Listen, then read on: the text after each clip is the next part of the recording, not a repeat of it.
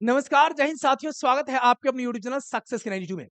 साथियों, कल Patna high court के अंदर एक सुनवाई हुई, जो प्रधान शिक्षक की नियुक्ति से संबंधित था, जिला आवंटन से संबंधित था, उस पर स्टे की खबरें आई।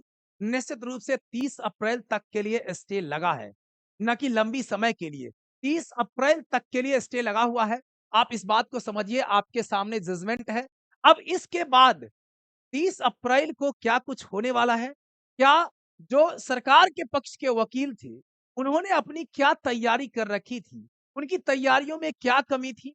क्या 30 अप्रैल को अब किसके पाले में गेंद जाने वाला है? एमआरसी कैंडिडेट क्या होता है, इसको समझेंगे। क्या ईवीसी, बीसी और एससी कैंडिडेट को झटका लग सकता है? तो तमाम बातें आज के इस सेशन के अंदर करेंगे। निश्चित रूप से आप लोग जैसे ही देखे थे पिटिशनर का नाम, वैसे ही सभी लोग आग बबूला हो गए।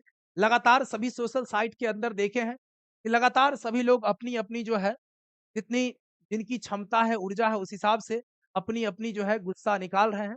निश्चित रूप से शायद भी है जो 90% 80% वाले लोग हैं जो जिनको अपना अपना जिला मिल गया था, जो चाह रहे थे कि हमारा स्थानांतरण हो जाए, उनके अंदर तो निश्चित रूप से मायूसी देखने को मिल ही रही है।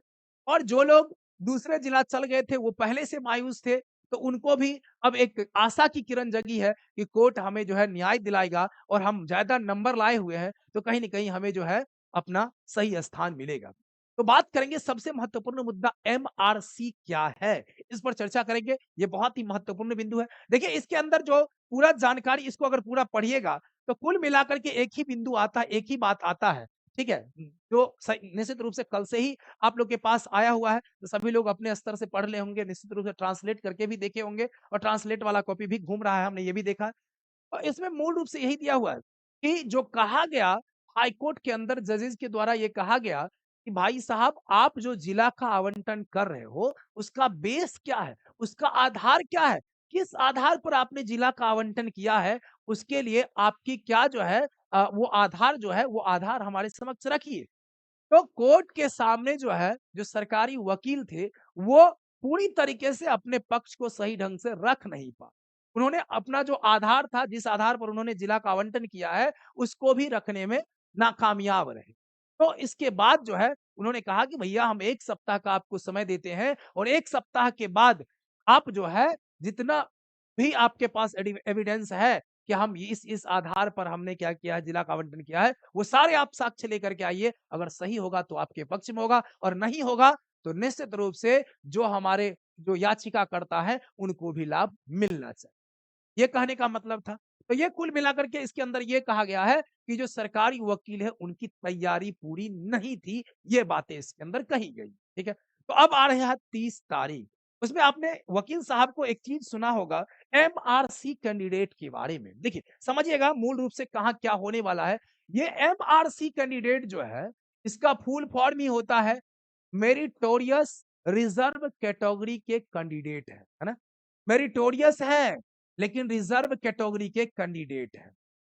पूर्व से हमने एक वीडियो के माध्यम से आपको बताया भी था कि जितने भी लोग जनरल कैटेगरी में चले जाते हैं, उनको आज तक के इतिहास में जनरल कैटेगरी का ही फायदा मिलता है।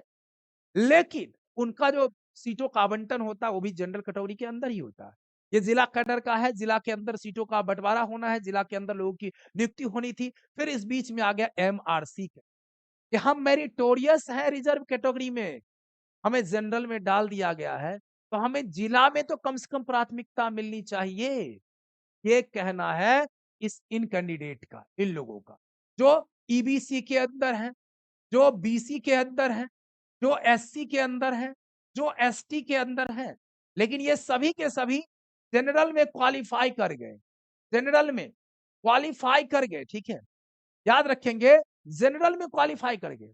अब ये कहते हैं कि क्वालीफाई हम जनरल में ज़रूर कर गए, लेकिन जब जिला का आवंटन हो रहा है, तो हम इस जिला में सबसे ज़्यादा नंबर वाले ईबीसी में हैं, सबसे ज़्यादा नंबर वाले बीसी में हैं, सबसे ज़्यादा नंबर वाले एससी में हैं, सबसे ज़्यादा नंबर वाले एसटी में हैं। तो फिर हमें ज़्यादा नंबर वाले हैं, तो हमें जिला में तो प्राथमिकता मिलनी चाहिए। हमें तीसरा जिला क्यों? हमें चौथा जिला क्यों? ये इन्होंने अपना पक्ष इस हिसाब से रखा।